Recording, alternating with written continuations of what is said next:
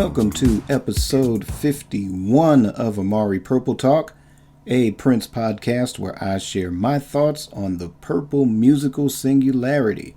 I'm Richard Cole, your imagination funk soloist, and before we begin today's show, I want to remind everyone of the Twitter thread that's dedicated to the album 3121. It's a modern 21st century Prince classic album. It has been going on. It started August 6th and will run through August 19th. And we've already had a few of our fellow Prince experts give commentary on each and every track of the album.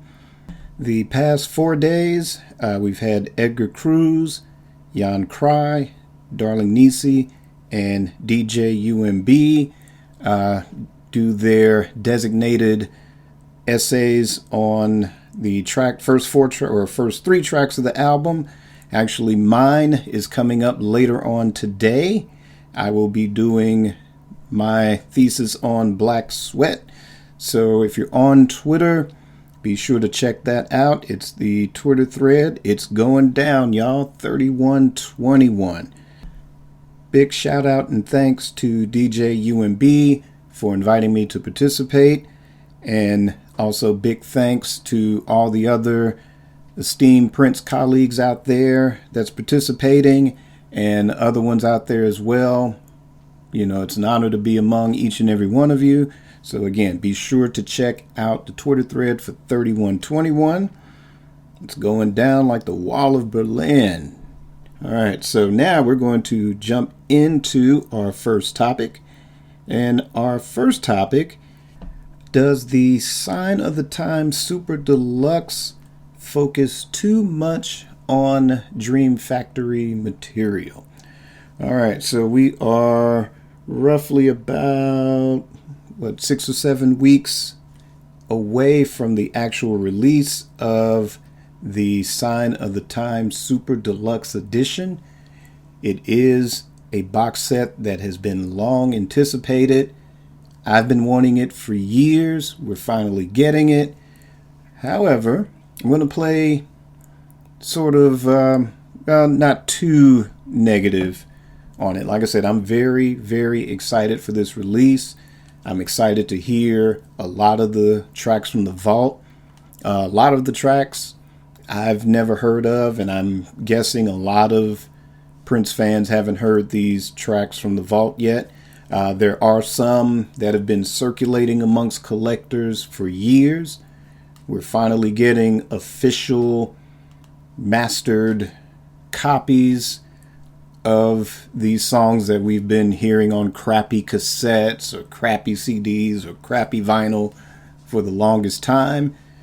Some may have better quality than others, but we're finally getting official releases of this material, and the money is going to the estate. Of course, that's another topic for another day.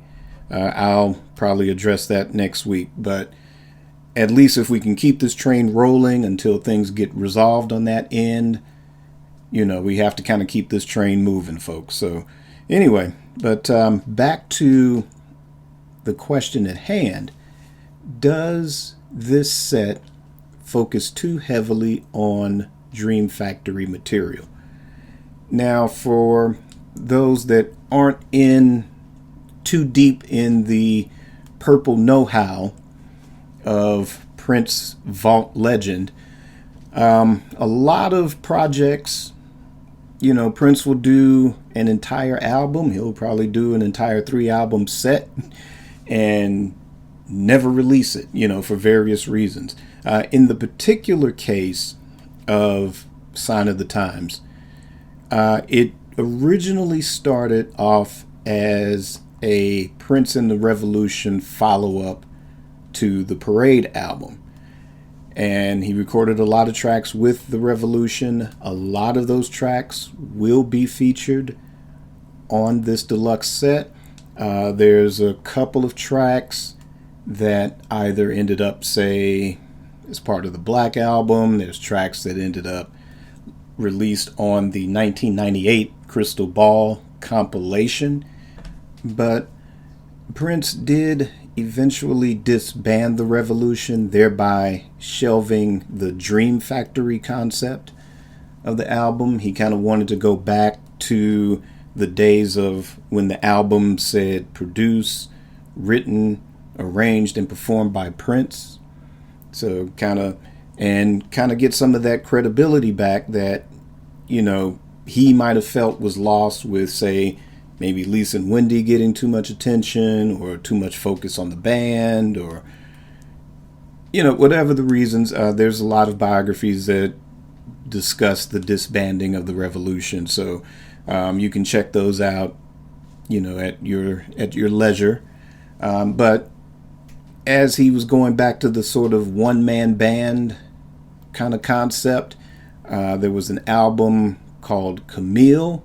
Again, that was, some copies were pressed, but he changed his mind, shelved that. Then he took some of the tracks from Dream Factory, redid them, took out Lisa and Wendy's contributions and made it more of a Prince track. Took some of the Camille tracks and came out with a 3-album set entitled Crystal Ball. So there's the fundamental difference.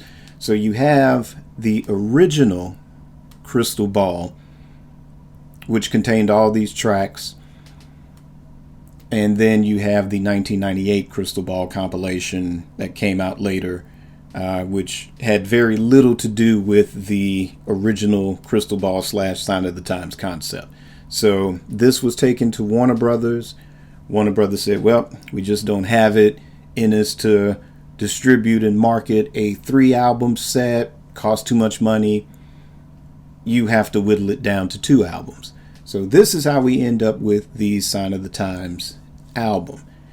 And not speaking for each and every fan out there, this is just my personal perspective and things that I've read about that sort of journey from Dream Factory to Sign of the Times getting released.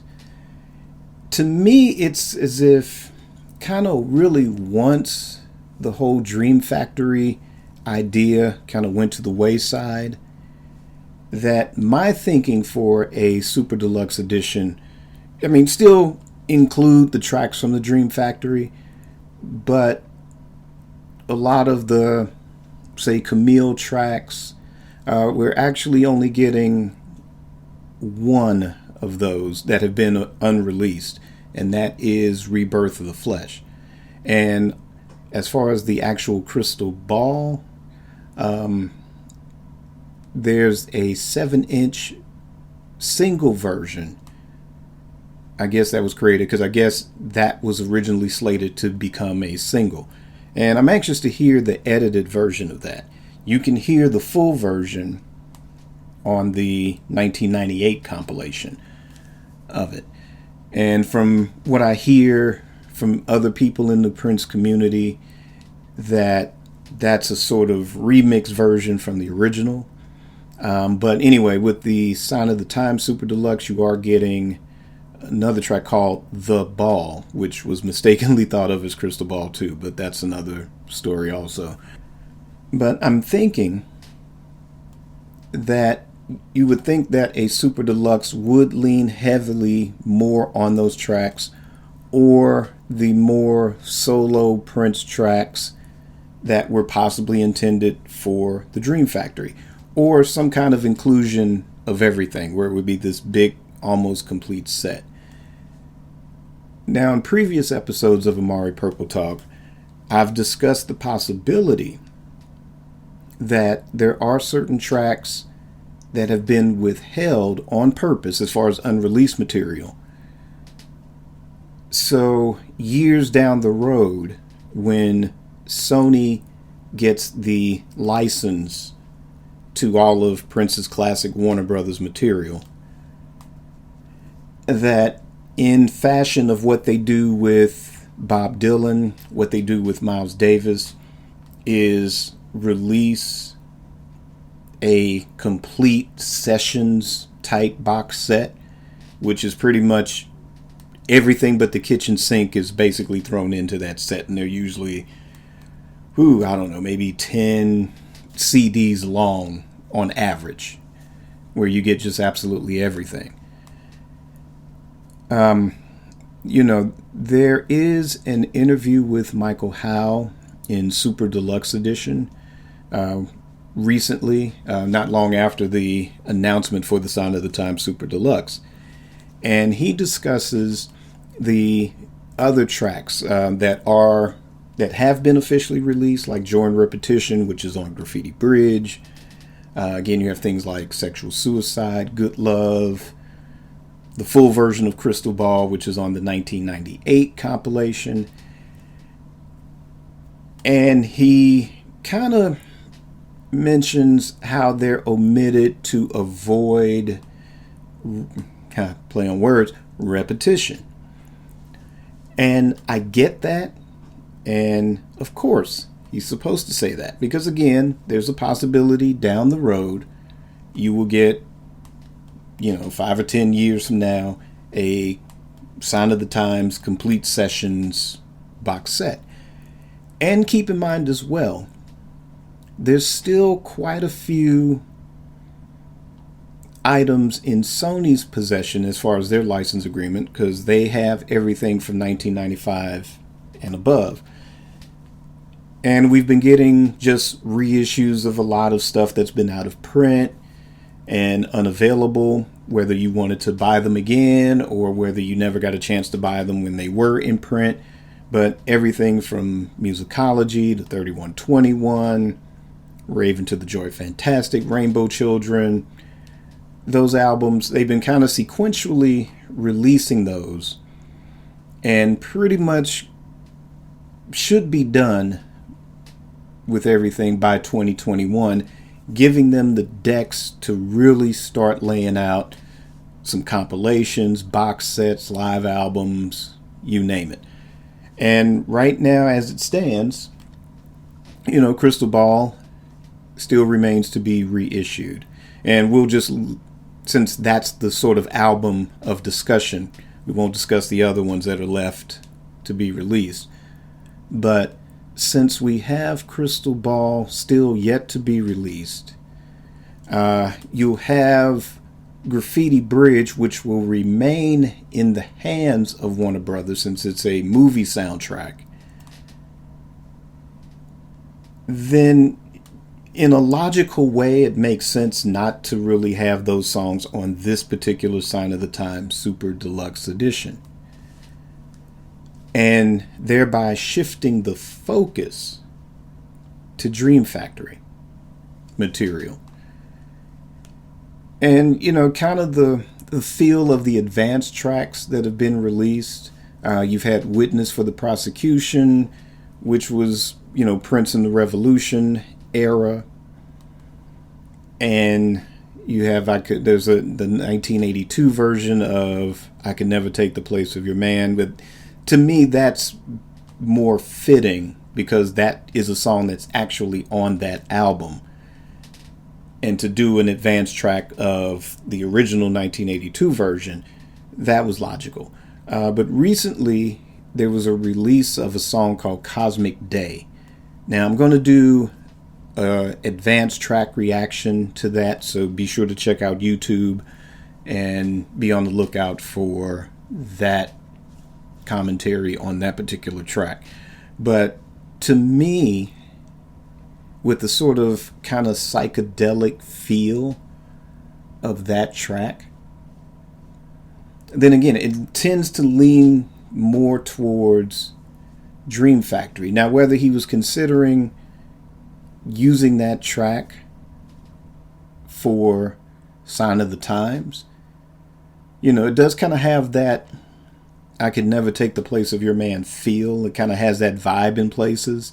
Again, check out my commentary on that track a little bit later for my full view of this whole thing. But, again, like I said, it's weird that it leans more towards that era instead of keeping it in the context of the reason why this particular Sign of the Times album exists. Again, it's a Prince-centric release. It's not a Prince and the Revolution release. This is different from Purple Rain. This would be different than a Parade Super Deluxe. This is different from an Around the World in a Day Super Deluxe. And it's also different that, say, if down the road, if Sony wants to put out Dream Factory, just so collectors can have an official release copy of those songs, that's possible. But again, just sort of to me where, yeah, include the Dream Factory material, but there should have been a way to kind of include more of the Camille stuff to me, more of the Crystal Ball stuff that's in there. Fill You Up, the long version, is missing from this. I don't know if they're feeling like people were tired because there's a 1982 version, which we just got with the 1999 Super Deluxe. But, again, this is Prince, and there are people out there that's like, hey, they want everything. They want every single note that's in the vault. Now, whether that's practical, either business-wise, or granted, there's a lot of interesting stuff in there, but even Prince himself said there's a lot of stuff that he considered unfinished, or unfinished to the point of maybe years down the line, he'd finish it off or do something different with it. But, I get why, a fan would want everything, because, for me, I'm the kind of person, I want every James Brown note that was ever done, every Marvin Gaye note that was ever done, and just about every Prince note that was ever done. So I get it. I do get it. And again, this isn't a put down of what we're getting. Like I said, I'm very hyped and excited to get this. Again, this is a long time coming. And, heck, I've got Crystal Ball. I can put those tracks on. I've got a few things that didn't quite make it. So if I want to kind of throw on something on a USB stick and say, hey, this is the Crystal Ball album. And I've been kind of waiting to get that remastered Sign of the Times album. To me, that's the most exciting part. Yeah, I'm hyped for the stuff for the vault, but to me, having that remastered album, again, so I can kind of make that playlist, and, because I've done that. I've made a kind of my own little Crystal Ball, but it's, the sound quality goes up and down. Some of the unofficial tracks are even louder than the CD itself. So, I get it.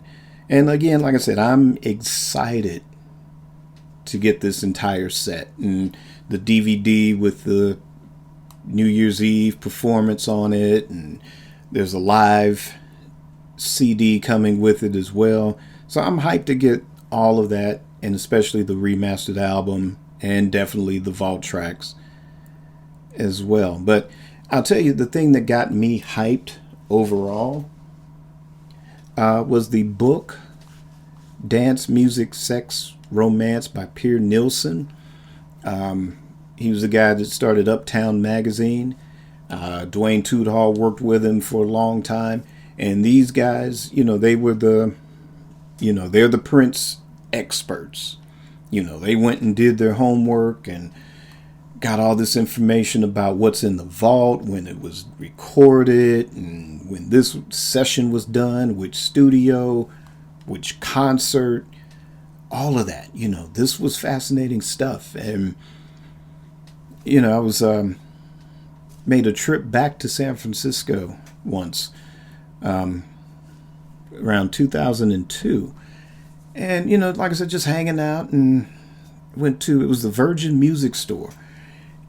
And I can't remember if I bought any CDs when I was in there, but the book, the Dance, Music, Sex, Romance book, caught my attention, and I recognized the name from Uptown Magazine. So, I bought that and was reading that on the flight back home, and when I got home, finished it off. But when it got to the period of the Dream Factory and the Sign of the Times album, and the way he breaks down what the track listing was for Crystal Ball, I mean, I was hyped for either one day having that set put out with that track listing, or the Sign of the Times box set, which would include those tracks that would allow you to, again, make that playlist and sequentially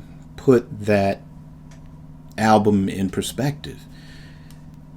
So I was hyped. So that was what really clicked in my brain as far as wanting a Sign of the Times box set. So maybe that's what it is right there, is that perception of it that was planted by that book.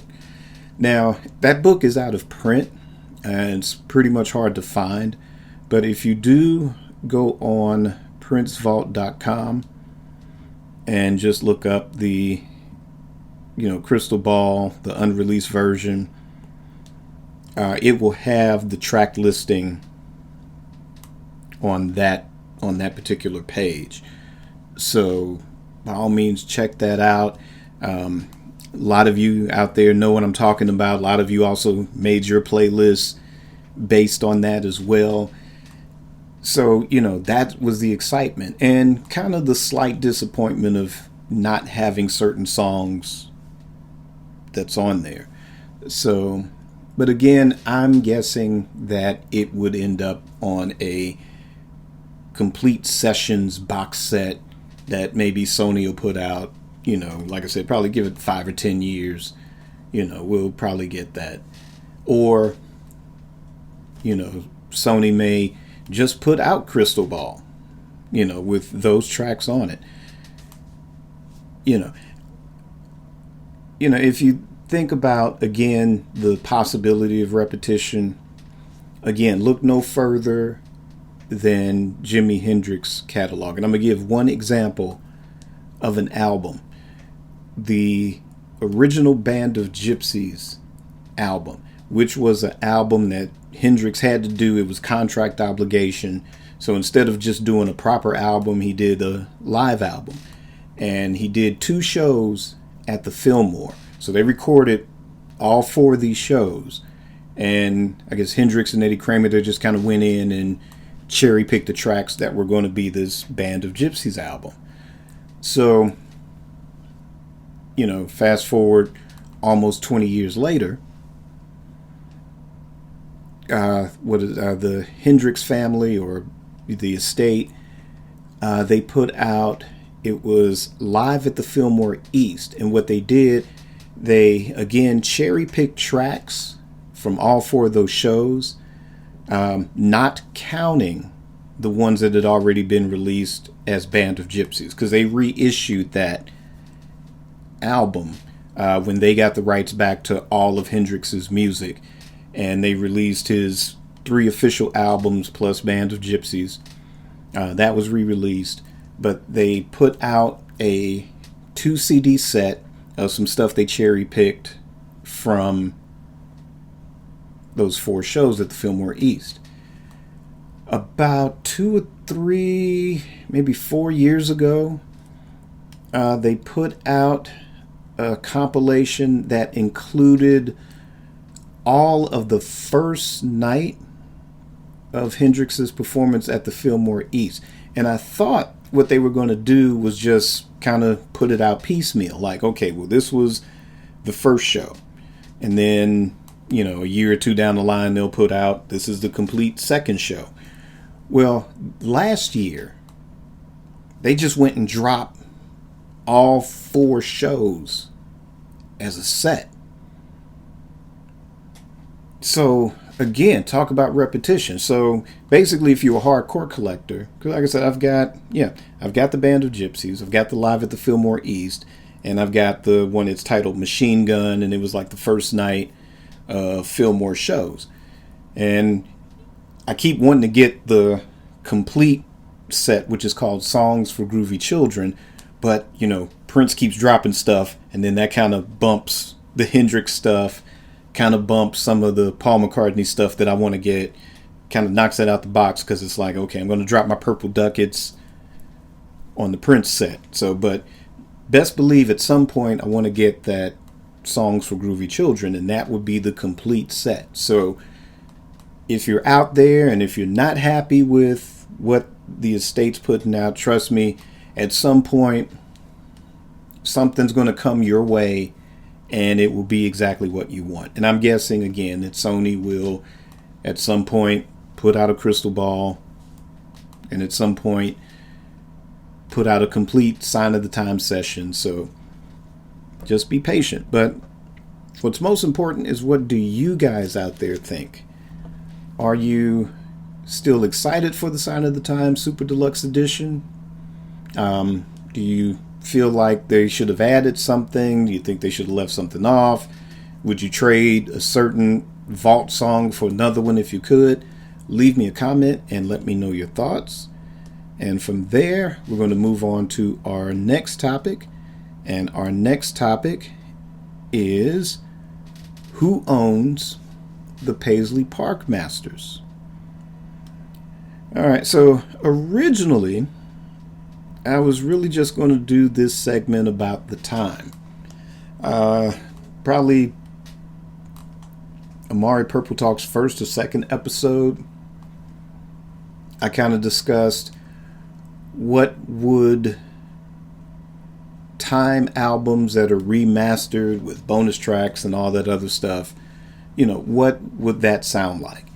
So I was going to kind of revisit that topic, and one of the questions I wanted to put was, well, who owns the Time material? Because I know that Prince was given a production deal which would allow him to have produced the Time, and of course, later Vanity 6, later Sheila E., and then that morphed into a kind of vanity label deal where Paisley Park was created.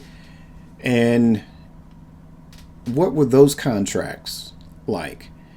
And were they separate from his initial recording or artist contract as Prince? And at the end of the day, who owns the masters? Now, we know that Prince got ownership of his master recordings in 2014. So the question is, did that include the Paisley Park material? Does it include the Time? Because they would have been signed separately under a separate deal. And now, given current copyright laws, let's just say that Prince didn't own the masters to the Time. Then, based on current copyright law, after 35 years after its initial release, then those masters would revert back to said artist. So, here, let's see, so 91, 2001, 2011. Okay, we're like 1 year away from the 40th anniversary of the Time's first album. Okay, so suppose, again, that Prince didn't own the master recordings to the Time. So therefore, it's past 35 years. So let's suppose that Warner Brothers called Morris Day on the phone and said, well, it's 35 years later. Here's the master recording to the first Time album. Do you want to take it back, or you want to enter a licensing deal, or you want us to hang on to the ownership, and whatever negotiations? And pretty much the record company is going to want to negotiate something that's going to allow them to keep more money in the pot. So, and Morris Day says, cool, I'll take the master back. And then come 2022, Then what time is it comes up for negotiation? Or to kind of avoid having to kind of go back to the well every single year that an album dropped, then just like with Prince, it became a negotiation of, okay, what's the deal with everything? And hence the licensing deal as it exists now with Warner Brothers and Prince. This is why we're getting all these box sets and super deluxe editions and originals and all of this other stuff. But again, is the time material part of that negotiation? Are the Paisley Park albums? What about The Family? What about Romance 1600? What about Maserati? What about Madhouse? What about Eric Leeds? What about Good Question?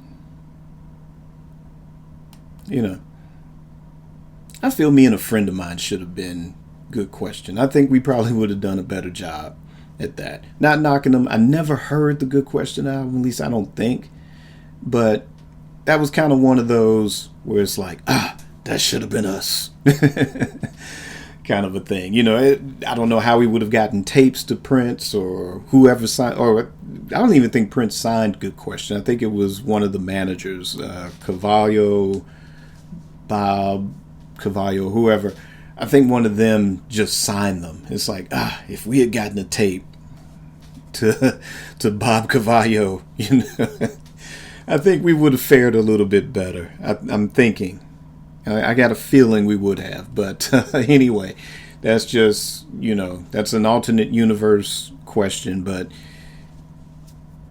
anyway, but still, you know, all in all, I mean, that's another thing. You know, do they have a shot at, of course, probably within another year or two, they could probably get their master recording back and probably, you know, market and say, hey, you know, we're a part of Prince's history. Maybe not necessarily a footnote or maybe just under a footnote, but they were there. You know, there's also the band 3 O'Clock.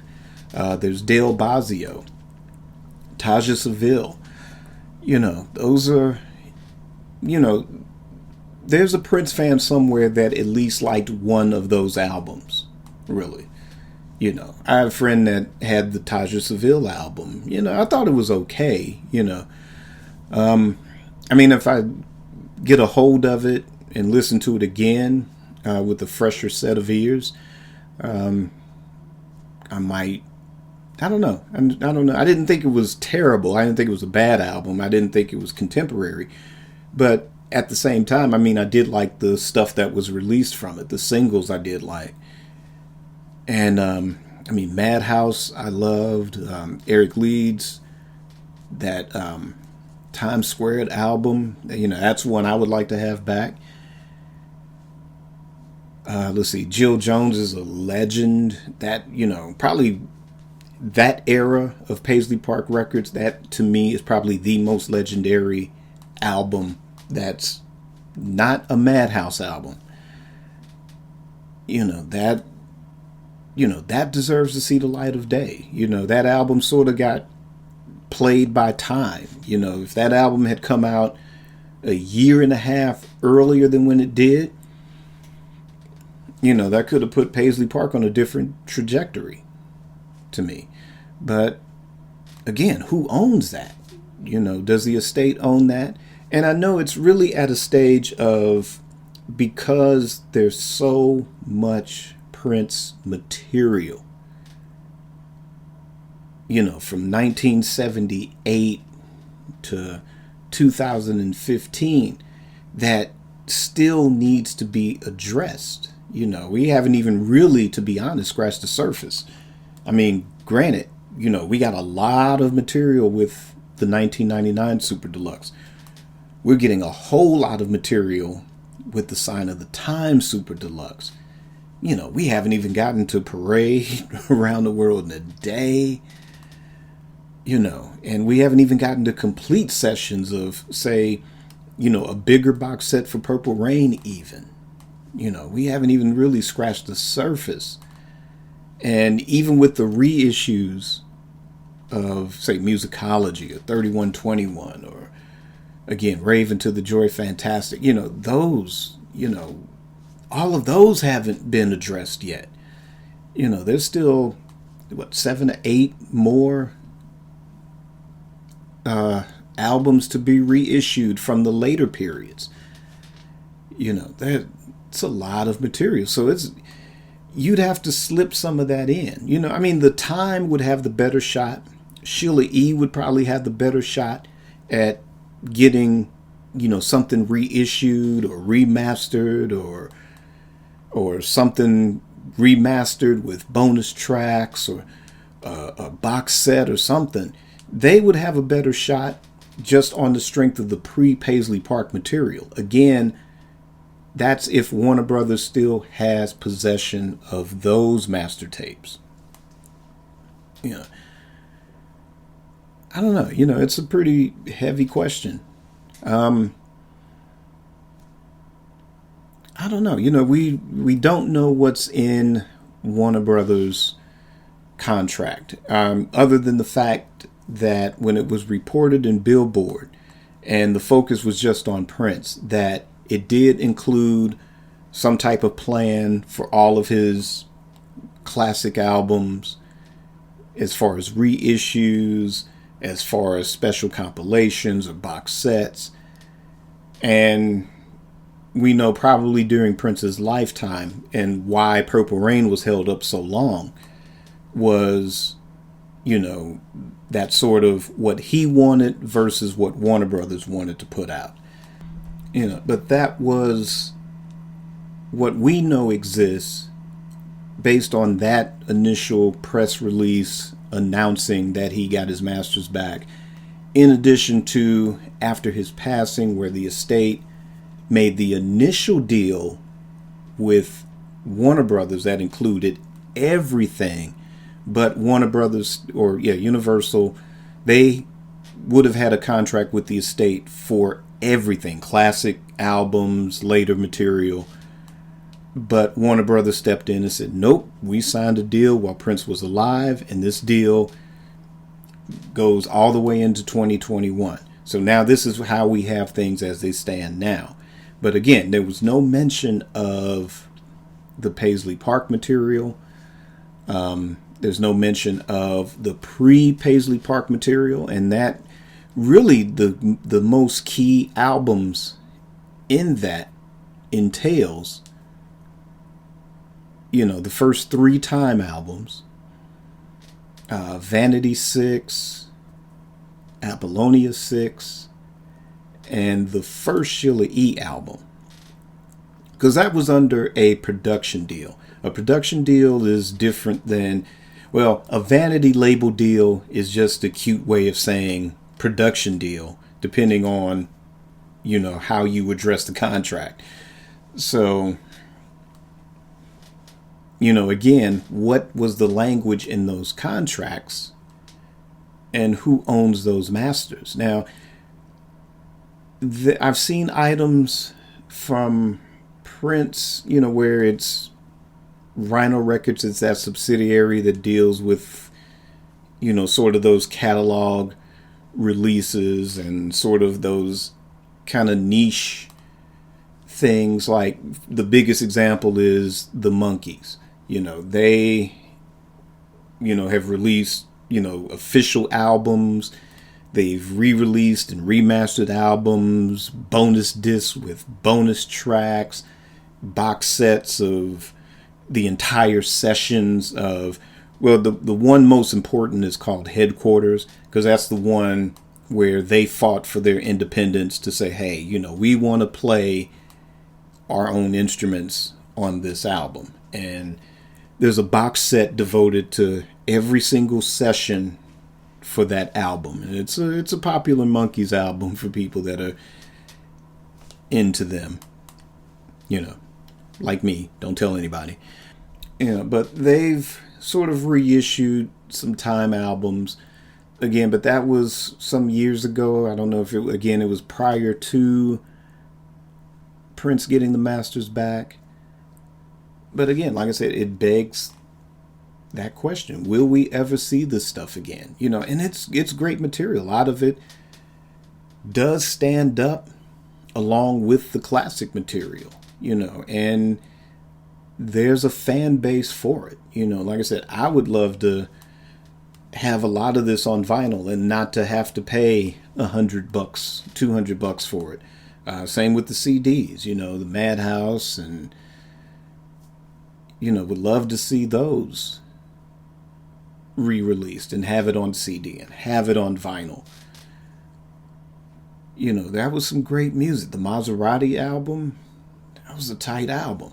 Trying to think what else was on. See, and I haven't even heard the 3 O'Clock album. I know they were kind of like a new wave / psychedelic kind of a band, and that would have been, I don't know if Prince had anything to do with signing them or not, but they had a couple of albums. Again, they had like a bit of a following already, and I know Prince did contribute one song to that album. I don't think I've heard it before, but that's something that I would be very interested in hearing. So I would love to see this stuff come out one day.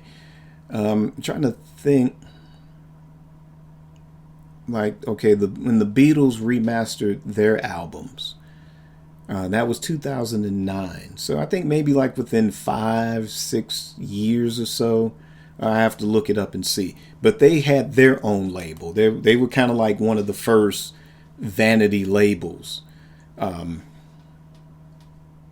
As we know vanity labels today, or production deal / vanity label, which was their Apple Records. And they had some people signed. There was Billy Preston that was on it. The band Badfinger was on it. And a lot of those albums, James Taylor's first album was on Apple Records. I'm trying to think. There's Doris Troy, soul singer. So they had a pretty diverse thing. And of course, each one of the Beatles had solo stuff come out on it as well. But their solo stuff, good, bad, or indifferent, especially those early ones before they broke up, those managed to find their way back into circulation or back into print. But I think it was probably just after a while after their stuff got remastered, and then some of the early solo stuff was starting to resurface again or get their own deluxe sets and box sets and stuff. Then they started re-releasing that Apple Records stuff, and I think they got released as a box set, and there was a greatest or a compilation of stuff, and then the original albums were remastered, I guess probably for a limited time. So I don't know, maybe once the dust settles with Sony, again, after 2021, we'll see this Paisley Park stuff maybe surface, hopefully. Again, that to me, I'm excited about a lot of those albums as much as, say, hey, if one day, we get a Parade Super Deluxe, then, later that year, hey, I'd like to see the, Jill Jones album get re-released. The bonus tracks, some of the 12-inch singles, the B-sides, that was some pretty strong material, or, if Sony puts out, say, Around the World in a Day Super Deluxe, then, later on in the year, if this is possible, hey, drop some Time, drop the Time in there, or drop Maserati's album out, and, let's get some of that stuff back into circulation. Again, that's a great period of music. He had a movement at that time that was just as strong as what Parliament Funkadelic was doing. Minneapolis was happening. So whoever owns this stuff, there's a market for it. Again, get it out there. We want it. We got our purple ducats ready. We'll drop it. You see us dropping down on these super deluxe editions, where we go the distance. Like I said, I've had to, there's a couple of other artists sets that it's like, nah, okay, I really want that Hendrix one, but damn it, Prince is out. Got to drop those purple ducats for it. So, same with the Paisley Park material. You guys put that out, whether it's the estate that owns it, whether it's Warner Brothers that still owns it. In fact, if you still own it, I guess those are the cards you're going to have after 2021. You're going to have no choice. You're going to drop that Parade Super Deluxe. And I know it's going to be some years before you kind of drop that Graffiti Bridge Super Deluxe.